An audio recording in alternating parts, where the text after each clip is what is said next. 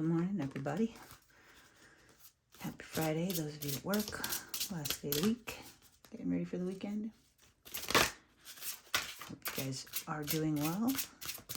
And we are going to keep things on our different plane where we're not going to use tarot today. We're going to use the mirror cards. So it will give us the energy of what's being reflected back at us that we are projecting or transferring.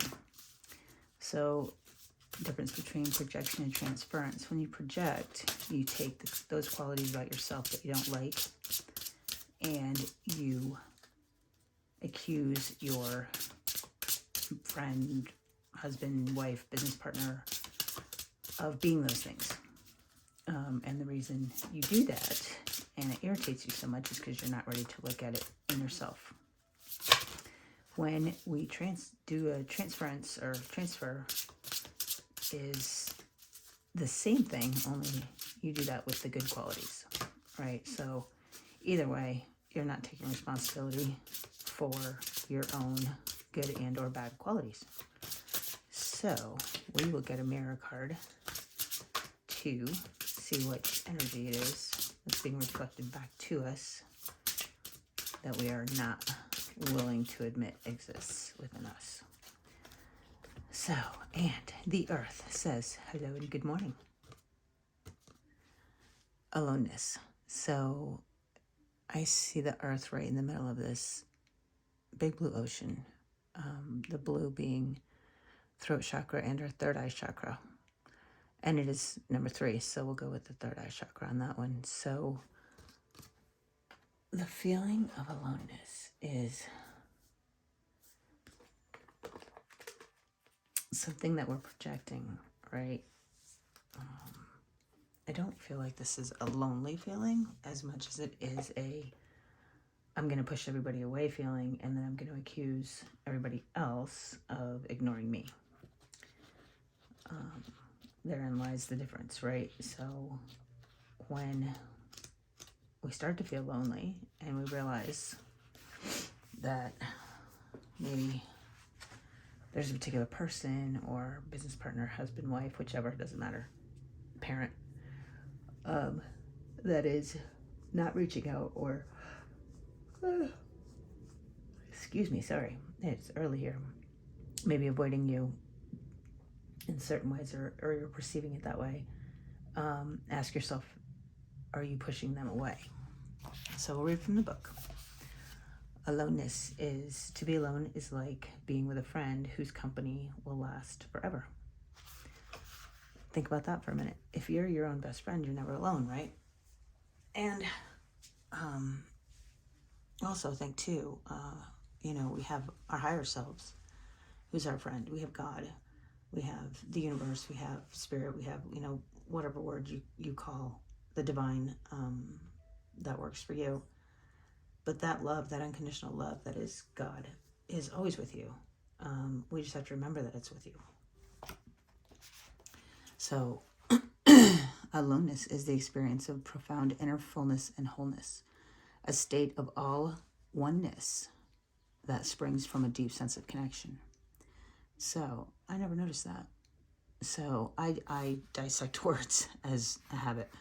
And that word aloneness is actually all oneness when you break it down. Excuse me. You are faced with seeing through the illusion of sad, lonely figure wandering along the beach, lost and brokenhearted, and challenged to find true strength within yourself, not through the solace of a relationship. Your task is to find the time and space to be with yourself away from the confusion that surrounds you. If you spend too much time in one another's company, you risk losing touch with your own deeper needs and feelings. We all have endless strategies for avoiding the feeling of solitude. Keeping ourselves busy, socializing when our heart isn't in it, compulsively seeking a new partner to fill the void as soon as we are not in a relationship. But sooner or later we have to face ourselves and find our sense of security from within, not through people. Aloneness is not loneliness. While loneliness brings feelings, excuse me, feelings of emptiness and self-pity, and a distancing from everything and everyone. Aloneness connects you with the essence of life that runs through all things, empowering you through the knowledge that you are never alone. Any experience that connects you with the present moment would be helpful. You could try staying at home more with the TV and telephone turned off. Lie in the bath, just enjoying the physical sensation, letting go of the events of the day. Watch a candle flicker, a tree waving in the wind, or sunlight on the floor. Start writing a daily log, not just of what you did, but of your deepest thoughts and feelings, whatever they are. Above all, take the opportunity to follow your heart and seek the things that strengthen and nourish you. If you are feeling lonely, even though you have a partner, you are touching an important truth about relationships. You cannot expect a partner to fill your emptiness. That deep ache in your heart has a purpose, to drive you look inside instead of searching for validation outside. Discovering the essence of aloneness takes some time. You will not do it in one evening, and you may find out that you pass through states of deep loneliness along the way. Allow the pain that you may have been avoiding to come forward, but always remember your intention, to uncover the strength that lies within your vulnerability. For to feel all things is to know all oneness. So,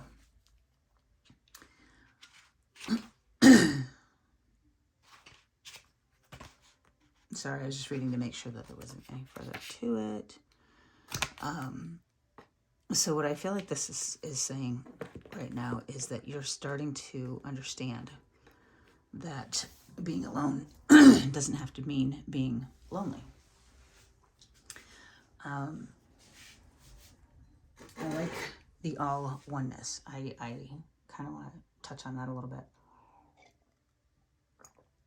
And I find it interesting that it's card number 3, because 3 is the divine number, right? We have our upper 3 chakras, which I'm affectionately calling the big 3 lately. And those of you that watch This Is Us, then you'll understand where that came from. But the big 3 being crown, third eye, and throat chakra. So in order to get to the big 3, your lower 3 chakras, your root, your sacral, and your solar plexus. So that would be the body portion, the earth portion in your root, and then the emotion in your sacral, and then the solar plexus being the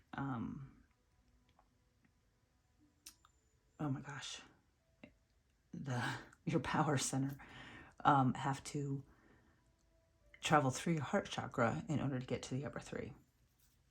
So while we have 7 chakras, we technically have 5, right? So we have the root, the sacral, the solar plexus, the heart, and the big 3, which we lovingly represent as the thumb. So thumbs up, like, yep, good job. Anyway, when we are in our upper 3 chakras, we're not alone, right? Because we've combined our upper 3 chakras into one. We live in a world of duality, and we are attempting to remember that we came from a world of unity. I had a friend ask me a question yesterday, and I was actually quite shocked that she asked me this, and I was even more shocked at my answer. Most of you are familiar with the Bible and the story of Adam and Eve and the forbidden fruit, which is represented as an apple, oddly enough.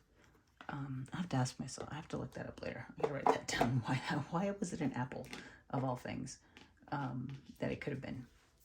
Because I'm sorry, guys, I don't subscribe to the belief that the Bible was completely 100% literal.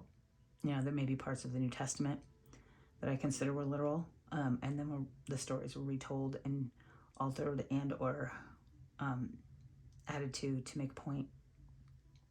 But the Old Testament, I do believe, is, for the most part, complete parable. And I do see Adam and Eve as the divine feminine and the divine masculine.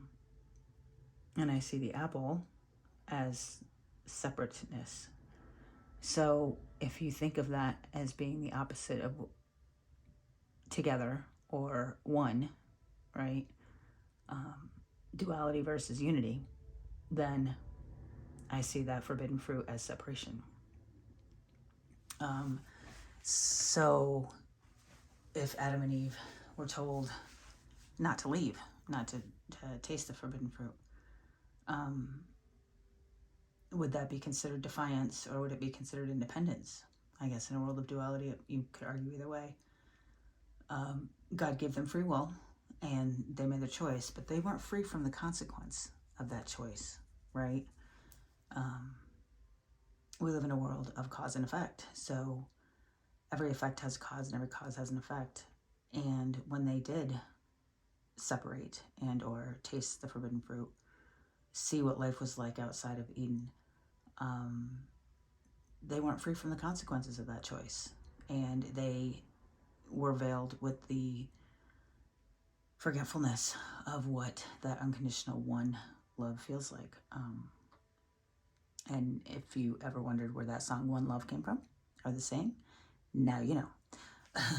So I feel like that's where we're starting to head to, guys. We are heading towards our unity. We're heading towards remembering what that unconditional love actually is. I've been really researching and thinking a lot lately about why do some religions consider our divine creator to be dual, in that he or she would punish as well as reward. He or she does neither reward or punish. They just love. It's just love. That's all it is. Just pure unconditional love. So ask yourself what that word means. And I bet if you ask 10 other people, you get 10 different responses. It's a very subjective word. Some people would say, there's the 5 love languages. There's what they consider to be unconditional love, but yet add a condition to it, which I find comical, because they say God is unconditional love, but then there's the 10 commandments. Well, isn't that 10 conditions? I think it's funny that things can be so hypocritical and contradictory and paradoxical, and yet people just accept it because somebody said it was so. At any rate, we're getting back to that unity cycle, and so from there we're going to go to action, right? Which is number 2. I think it's funny. That to me looks like a cat's eye, right? And if you think about what a cat is, in the animal spirit world, it's very stealth. It's very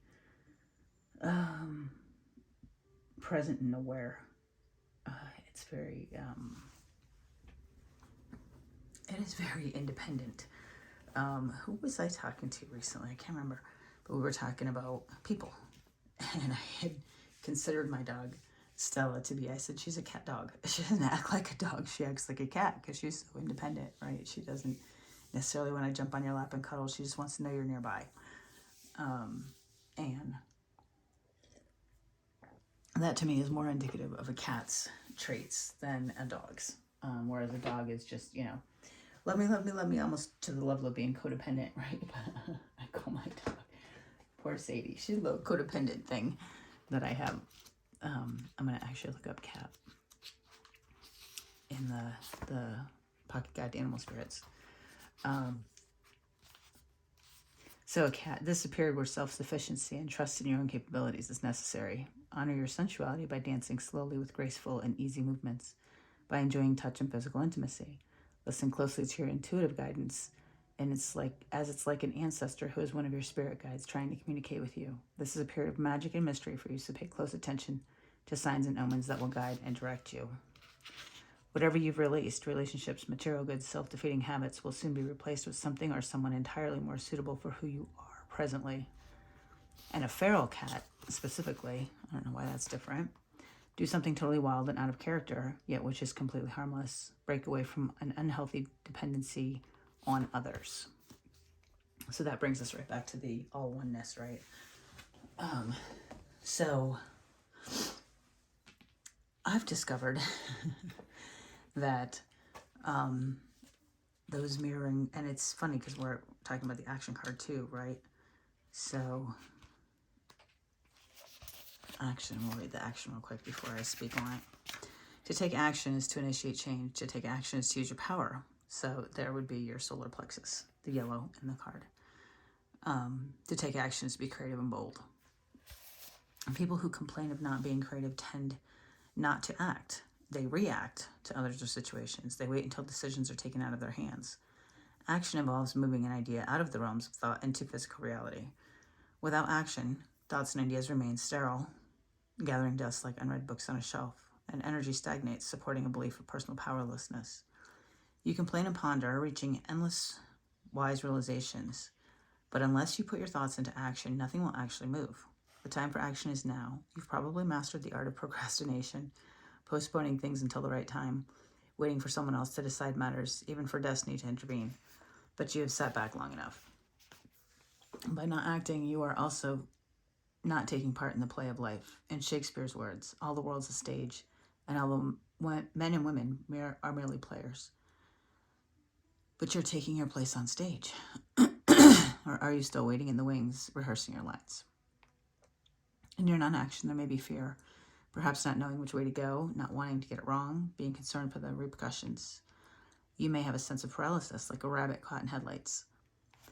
That's funny that it says rabbit caught in headlights and not deer, because in my experience, deer in headlights is the common phrase. But rabbits are a thing lately anyway for me. But there are no guarantees of safety in life, and you have to be prepared to make mistakes in order to move forward. Whatever you decide to do, take your courage in both hands and stay with your decision, no matter how uncomfortable it feels. Like flexing a little used muscle, it may ache. There may even be a feeling of loss as you move from the safe zone of inactivity. Only when you are well into the course of action, you have settled on, should you review the situation and decide whether it still feels appropriate despite your discomfort and fear. Just by moving that dormant passive place, you are gaining power, and any hesitancy or inertia will evaporate and be replaced by a feeling of empowerment and a sense of your own authority. Trust yourself. So, if you are making excuses like divine timing and the time isn't right, and inviting others to join you and they're not, and you are sitting still because nobody else is moving, then this is you. And it's time to take action. The other day I was driving around and I had made the comment that I moved to Albuquerque back in October. And I had been telling pretty much everybody I talked to that I had wanted to go to Olive Garden for dinner, because there's no Olive Garden in the city that I used to live in. And I found it funny because Olive Garden is about 2 miles from where I live. And here it is May, the end of May, essentially, 8.5 months later. And I've yet to go to that restaurant to have dinner. And how sad is that? But yet everyone around me who had wants, needs, and desires had those met. So I literally took action and was all alone and took myself out to dinner at Olive Garden the other night. So I felt better about it. It was a little nerve-wracking. I'm not a big advocate, I guess. I don't know, not advocate. I guess I'm just not real big on dining alone in a restaurant, and I found it a little uncomfortable at first, but then I settled into it and it was fine. And the other thing I had done was I had wanted to go to Sedona, Arizona, for my birthday, which was 26 days ago, and hadn't done that. And again, Sedona's only a few hours away. There was no reason for me to have not gone by now. And so that very same day, I made my reservations and decided to go to Sedona just for the weekend. So I will be leaving tomorrow to go to Sedona. And just in doing those two things for myself, it occurred to me as I look up and I'm looking at the 4 agreements in the background, that people around me were not keeping their word. You know, they would say they were going to do something and then just not show up, not do it, not apologize, and then flip it on me, which is something I was dealing with for a while and couldn't figure out why. And it occurred to me that I was breaking commitments to myself, guys. And if I can't keep my word to me, why should anybody else keep their word to me, right? That's what I mean when I say mirroring. So I don't mean that I wasn't keeping my word to everyone else, because that's not at all what it was reflecting back at me. I was keeping my word with other people. Where I wasn't keeping my word was with myself.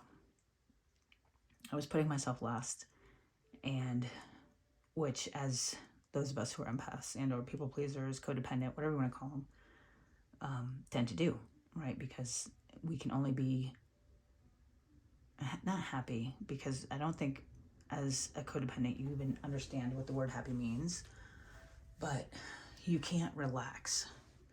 You can't let your guard down unless everyone else is happy, because if there's any chance they might not be happy, you'll feel that energy. And most of us who grew up with any level of instability in the environment, and I don't mean trauma in the way of abuse, although that happens for some people. I just mean instability in not knowing what the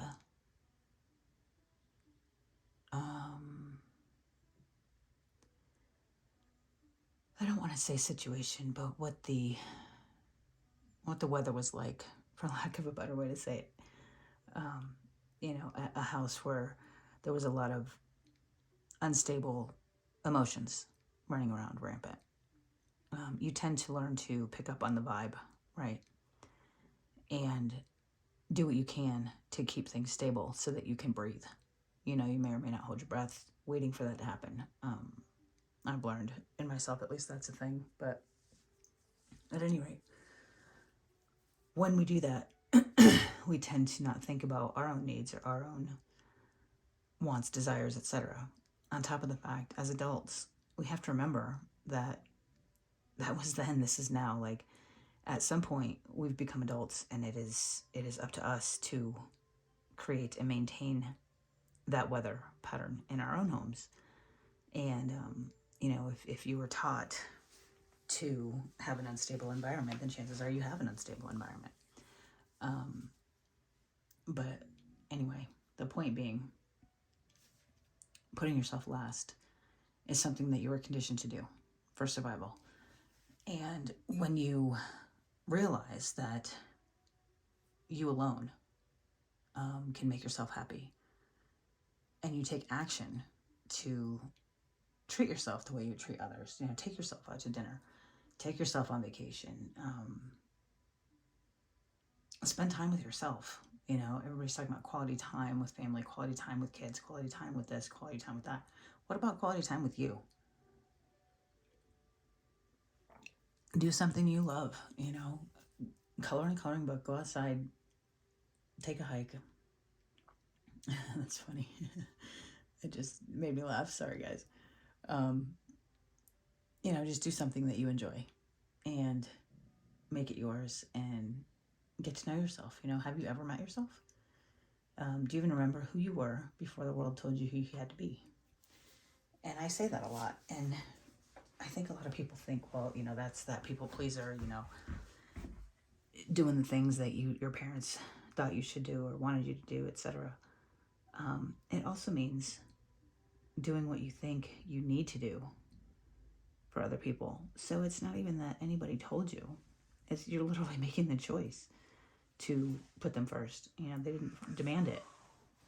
And that's not on them, guys. That's not on them. That's a you thing, not a them thing. So keep that in mind. We have a choice every day to choose. We can choose happy, or we can choose right sometimes. They're not always the same side of the coin. And I actually used to tell my kids that all the time. If you could be happy or you could be right, which one would you pick? And I think if I had to answer it for them back then, I would say right. And they would have picked right. They would have been miserable about it, but they would have been right. But I think most immature children, teenagers, whatever, when I was using that against them or with them, would have made the same choice. So not to fault them in any way, shape, or form. I think at that age, I probably would have made the same choice and probably did. So to be happy, to choose happy would be to be in your divine feminine energy. To choose right would be in your divine masculine energy. And the idea to get back to our unity and to get back to God and to go home and remember who we are, is to balance those two energies, right? So your feminine, wanting to be happy instead of right, is the more creative. You know, she is, for lack of a better way to say it, in the body, she would be the neck, right? That turns the head. The divine masculine is the one that wants to be right. He's the logic one. He's the one that does all the math and not the English, right? And he would be the head. And what's funny is the head can't turn in any direction without the neck. And the neck can decide which direction that head turns. So, interesting. Think about that for a while, guys. I'm going to actually pull a Buddha wisdom for the divine feminine to see what advice is being offered for today, for the vibe of today. You know, what intentions do you want to set for the day? Whatever intention that is, you know, spend a few minutes and breathe that in and let it disperse energetically throughout your body. And then give gratitude for having a choice and for making the right choice. And then go and live that choice. You know, if you're choosing peace and freedom, make choices that resonate with the peace and freedom that you're choosing. The advice being, absolute reality is beyond name, form, and individuality. It is within you. It is the gateway to your noble self. Again, this is bringing us all back to ourselves, guys. When they say you are the universe, I don't, again, like the Bible, we're not talking literals. You have the choice. You can create happy, you can create right, you can create sad, you can create lonely, you can create oneness. But you have to choose it. And you're not going to find it outside of yourself. You need to find it within yourself. You need to find it deep inside and know that the world taught you what it couldn't teach itself. At the beginning of the reading, I said that we tend to project intertransference. Well, the world is doing that to you too. So if you were told that you are selfish, chances are the other person is somehow showing themselves, not that they're selfish, but that there's a selfish energy that exists within them, that they're treating themselves with it. I hope that makes sense. I'm also going to get a fortune cookie for you today, because who doesn't love a fortune cookie, right? It's a wish come true. Let's see what fortune awaits. Achievement. Enjoy the limelight. You've earned it. Although on the family front, someone's health could cause some secret worries and sleepless nights. I don't feel like that's anything to worry about as far as actual health concerns. I feel like that health concern is more of a metaphoric health, in that their thinking, their thought process, their projection and transference is on overdrive. So if you know that that's coming, right? If you can feel that energy that somebody's going to project their bullshit, then you can prepare for it. So that in and of itself would be the achievement, because as they project, instead of getting defensive and saying, you know, I don't know what you're talking about, or making the argument and reacting, you're literally reacting, right? So you are repeating their actions. Don't be the one that reacts. Respond and allow and keep the vibe of love and one love, and know that you're connected, and really be present in the moment and feel what's happening, and maybe being present, slowing down, and allowing God, your higher self, the universe, spirit, to channel with you. You can bring God's will to the table and not your own. So I'm going to leave it there, guys. I hope that helps. I know it's been kind of a weird reading, but yeah, we're going to go with that for now. And remember, choose your words wisely, because they will grow. as we plant the seeds of communication. Get out there and taste your language. Love you.